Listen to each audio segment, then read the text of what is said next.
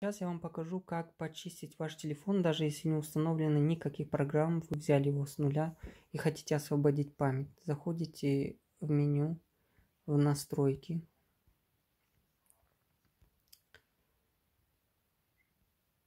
Обслуживание устройства.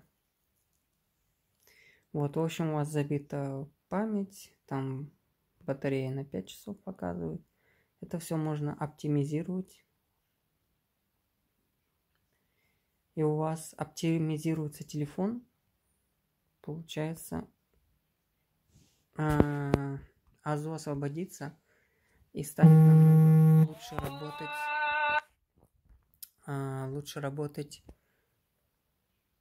именно телефон. Вот так вы можете собственные программы Android на любых версиях оптимизировать ваш телефон, очистить виртуальную память.